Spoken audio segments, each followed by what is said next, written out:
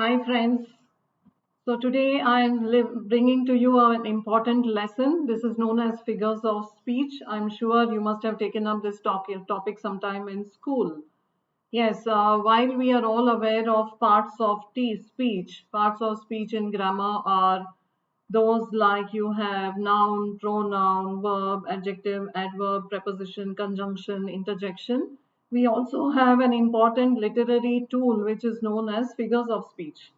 Now, figures of speech are used by writers in order to enhance the level of their language, and they are very, very important from the CAT point of view. Why? Because these are literary tools which actually complicate reading comprehension.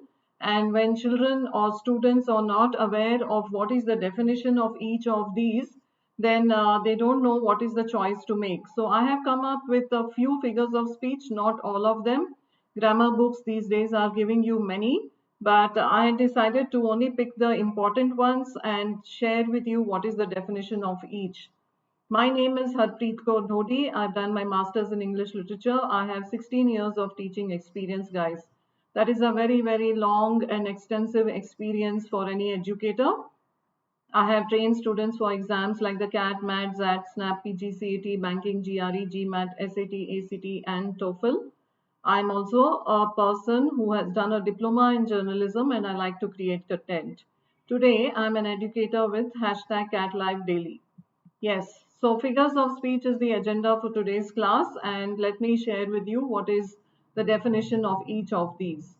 The CAT subscription is the best in the industry, guys. You just have to pay 1,458 for 12 months, which is very, very reasonable, or 875 for 24 months, which is also very, very pocket friendly. Yes, if you use Core 10, you will get a further 10% discount, and I think you will not regret at any point of time making this kind of a payment because it is value for money. Yes, figures of speech is the agenda today, and these are the ones that we are going to discuss today: simile, metaphor, euphemism, oxymoron, irony, hyperbole, pun, paradox, and synecdoche. Yes, these should be adequate for our purpose when we are doing reading comprehension, and when we have options, we should know how to mark these answers, guys. Now, coming to the simile. Simile is the first one, and most students are familiar with simile. Simile is a comparison between two things. It is used to make a direct comparison. And in a simile, you use words like as and like. For example, she is as white as snow. So you are saying that she is as fair as snow, or he is a person who is as cool as a cucumber. That means by nature, he is a person who is as cool as a cucumber. Students were as busy as bees. So these are known as similes, guys, where you're using as. Either you use as or like, and it is a simile, right? Now we go to the next one, which is known as a metaphor. It is very important to distinguish between what is a simile and a metaphor because both of them are very, very close. A metaphor is a figure of speech that is used to make a comparison by stating one thing is another. A metaphor is therefore a direct comparison and therefore it is called an implied simile. So where in the case of a simile, only one characteristic is being compared. For example, if I say she is as white as snow, then I'm only comparing her complexion to snow. But in the case of a metaphor, all things are being compared. So all the world's a stage. So everything about the world is like a stage, is the entire comparison. You are the sunshine in my hair is another metaphor, guys. So all that is related to sunshine, all the attributes of the sunshine, the warmth, the color, the vibrancy is there in my hair, right? Only not one characteristic being compared, but all qualities being compared of the things which are being compared. Now, when I say if he has the brains of a computer, then his brains has all the qualities of a computer. And what are the qualities of a computer? The ability to organize, download, uh, retain, right? All the qualities associated with a computer are the ones that you find in his brain. So therefore, making a clear-cut distinction between simile and metaphor if they come as options in the reading comprehension is very important, guys. Next one is euphemism. Now, this is also a term which is often used. Now, euphemism, it uses a less offensive word in place of an offensive one. So instead of being very, very direct in the way you speak, if you try to reduce the level of offense in your words and try to mitigate or lessen the impact of your words, it is called a euphemistic expression. For example, if I say John's father passed away yesterday, I'm saying passed away. I'm not saying John's father died yesterday. So this is trying to reduce the impact of a word which is offensive like death. You are spinning a yarn. If your friend you is telling you a story or he is lying, you will say you are spinning a yarn. You're not telling him on the face you are lying, and therefore you're reducing the impact of something being very offensive. Yes, we go to the next one, which is known as oxymoron. Oxymoron is a figure of speech which combines see two seemingly, it's not TO, it is two seemingly contradictory words for sharp emphasis or effect. Now, this is again a literary tool which is used by people in order to create an effect, right? For example, I could not handle the thundering silence. Now, thunder is something which is very loud and noisy, but silence can become thundering and uncomfortable. So, two opposite words making a very good impact.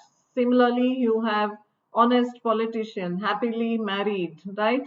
So, oxymoron is a tool which is guys often used in order to create a very effective impact on what you try to say to the person, right? Yes. So you can also say that gaming these days is a passive sport. Now, if it is a sport, how is it passive? But it is a passive sport, and therefore that is again an oxymoronic expression.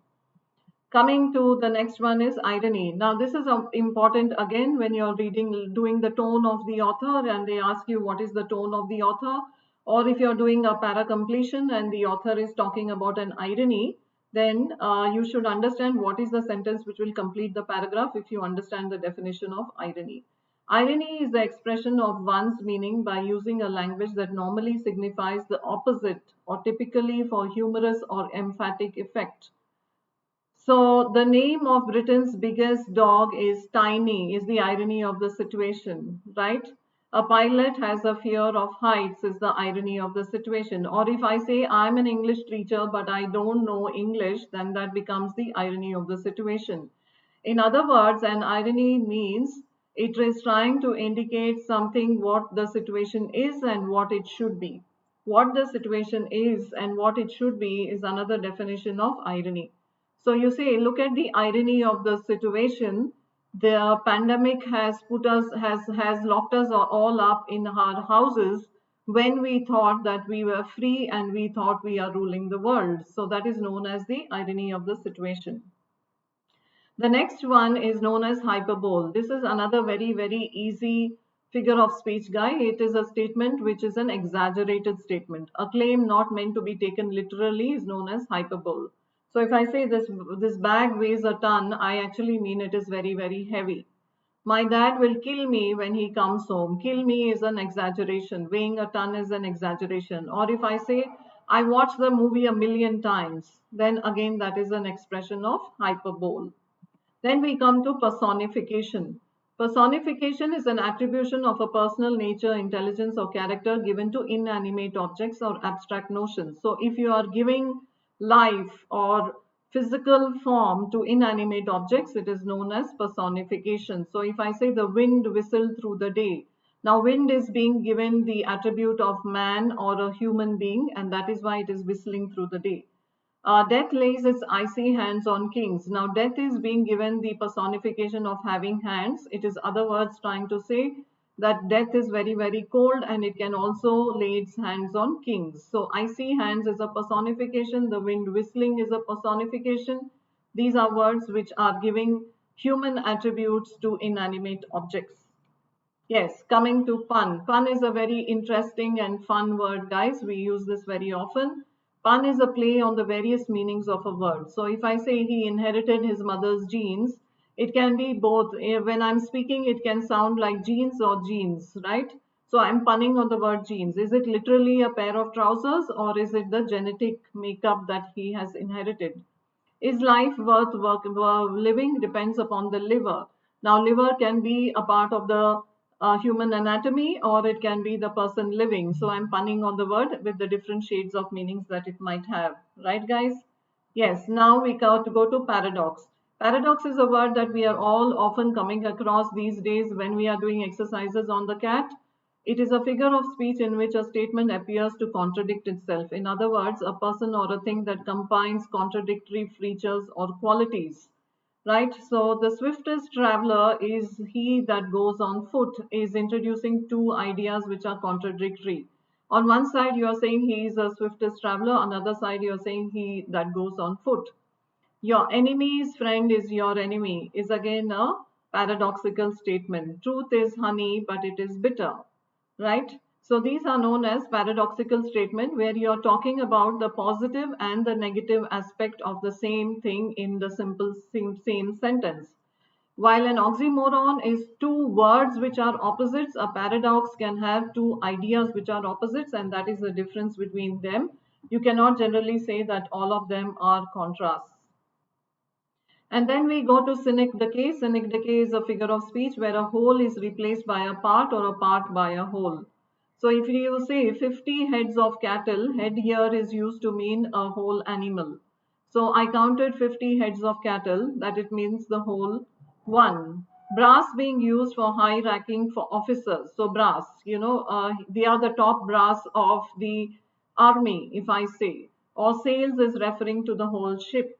Bread is being used for one has to earn his daily bread to represent food or money. So these are words which are a whole is replaced by a part or part by a whole, and that is known as synecdoche, guys. So that is the end of today's lesson. I would also recommend students that those who are taking the Unacademy subscription, when you take the subscription, you will get live classes, interact with the educator, live polls, leader polls, test series and analysis, live doubt clearing sessions, all come free with the subscription, guys. So go ahead, download the Unacademy learning app, install the app, go for the plus courses. There are 2,741 and more CAT courses there for your benefit, guys. Get your subscription. The CAT subscription is the best in the industry. As we have been repeating, it is 1,458 for 12 months, 875 for 24 months. Use code 10 to get a further 10% discount, guys. And let's crack it. Anyone taking any of the courses on Unacademy, NEET, JEE, 9th, 10th, 11th, and 12th, can use my code CORE10 to get a further 10% discount. So go ahead, guys, subscribe, like, share, hashtag #CatLive daily, download the PDF, and you are good to go. So that is the end of today's lesson. Please use the referral code CORE10 to get a further 10% discount. Have a great day, guys, and happy Diwali. Bye-bye.